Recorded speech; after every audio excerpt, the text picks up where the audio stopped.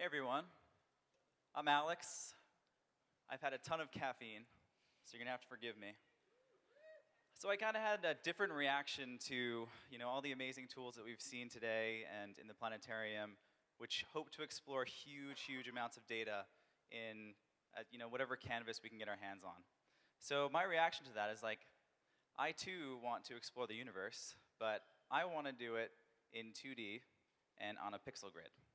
So what I try to do is distill the 3D world around us into two-dimensional planes, and you can think of it as like a Rubik's Cube.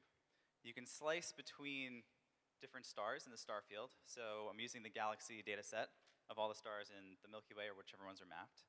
And you can go X, Y, depending on what you want to slice on. And it's basically like a Rubik's Cube where you can say, I'm going to split this into this chunk. And I just want to see this chunk.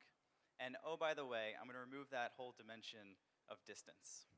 So this is a visualization of aggregating all that information into a grid, aggregating all the stars that appear in it, and visualizing off of it.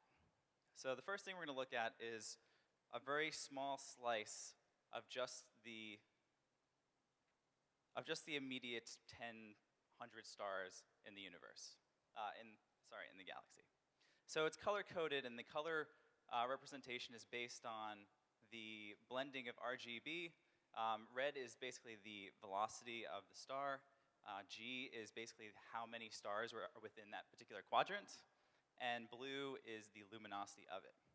So we start to see some really interesting things emerge as we start to slice. So imagine you are not looking at a 3D world. You are looking at all of the data that exists in that slice, which right now, in this current view, represents 1,000 stars in the entire galaxy. So this is an entire cross-section of it.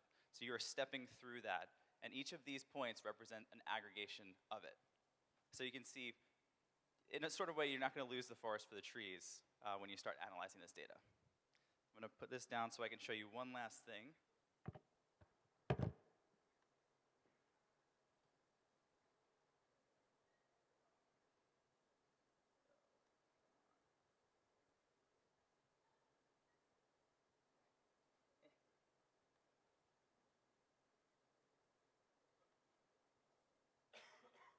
Sorry, I gotta hack my thing. Yeah, sorry. Whoops. And the project's called Retrospector, by the way.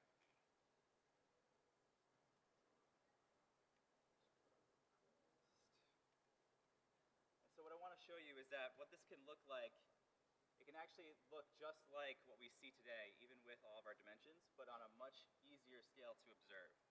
So we're going to look at just the slice of 1,000 stars that will take us right about to the beginning or the center of our galaxy. Oh God. Click emulation and left. Escape.